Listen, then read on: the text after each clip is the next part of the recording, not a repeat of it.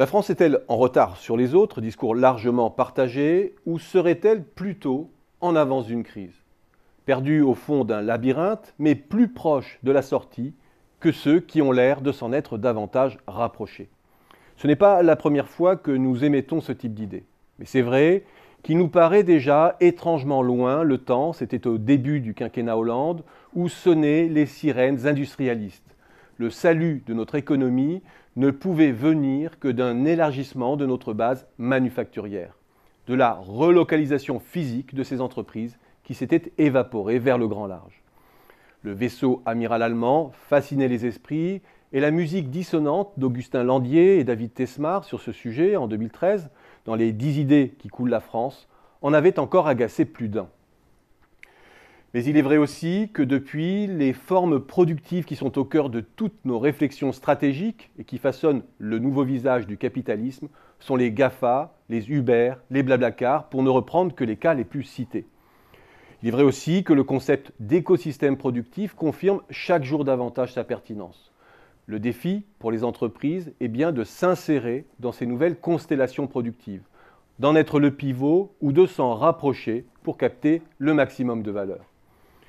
Il est vrai toujours que de plus en plus d'entreprises s'imposent par le renouveau de leur modèle d'affaires et par leur créativité en matière de solutions et de fonctionnalités offertes aux clients. Nous n'avons pas attendu Tesmar et Landier pour le dire, les travaux de l'Institut de l'économie en attestent.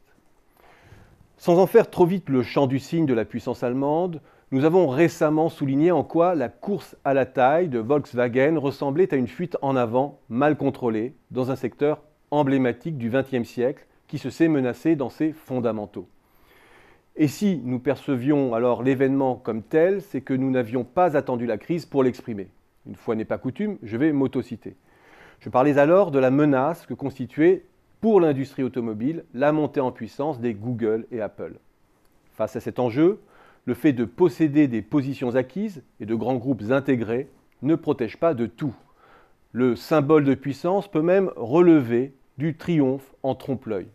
Même lorsqu'un modèle est périmé, la débandade des concurrents peut dans un premier temps légitimer le modèle des poids lourds du secteur qui bénéficie alors des effets de concentration. Le modèle n'en est pas moins condamné à terme et cette illusion peut différer les ajustements.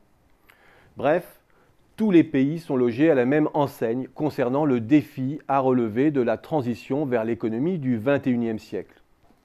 Le dépérissement avancé de l'industrie française ne nous dit certes pas qu'elle est plus avancée dans l'exploration des nouveaux territoires de l'économie. Mais l'hyperpuissance industrielle allemande commence à donner crédit à ce petit proverbe chinois bien connu, plus on s'élève et plus dure sera la chute.